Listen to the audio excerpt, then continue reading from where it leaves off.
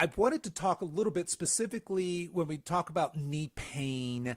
We'll have in my world, right, that we do a lot of squatting. If you're capable Yes, of doing a barbell back squat, by God, you're going to do that, right?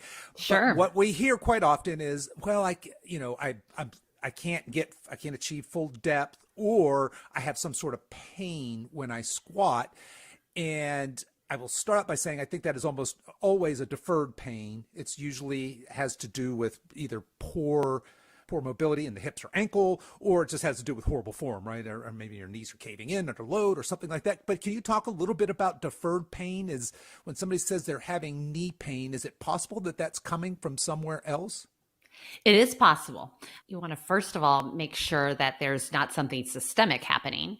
It can be referred from the lower back, the lumbar spine, or the hip. You want to make sure that you're dealing with something locally. But if you aren't squatting with good form, or your hip and your core are weak or just not engaging at the right time in the right way, then that could put extra pressure on your knees. So that's definitely something to that's a box to check and look at pretty early on. I am of the persuasion that the advice to avoid squatting is not really helpful.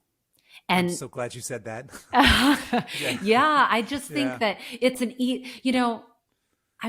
healthcare is hard, and physicians are in a place where they have a very short period of time with Right. someone in the office. And so if someone comes in and says, "Hey, this hurts," they're going to say, Don't do it. well, don't do Don't it. do it. Right, Yeah. I hear it right. all the time. Yeah.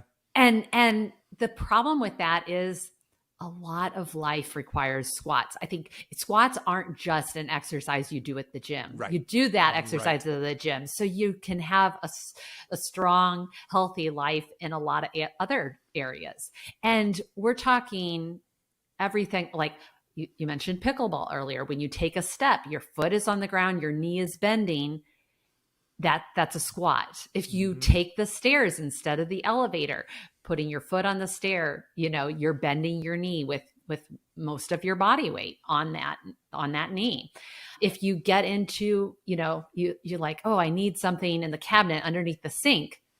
How are you going to get down there? It's like it's in the back of that cabinet. You have to bend your knees with body weight on them. And so rather than, hey, squats are painful, I'm going to avoid them, I think the better approach is squats are painful. So how do I find a type of squatting, a squat that's easy enough on my knees that I can start there Right. and build up. And so finding that kind of starting place is one thing that I work with my clients on. Because if you can find a way to squat without pain, it's kind of like if we go back to the example of lifting a weight overhead. If it hurts your shoulder at 10 pounds, but it doesn't at 2 pounds, then probably starting at 2 pounds is a better idea. Yeah, I'm 100% with you. When we talk about lifting something over our head or squatting or the deadlift is basically a hip hinge, these are very, very functional movements. And I so often hear very well meaning medical professionals say, well, if it hurts, don't do it.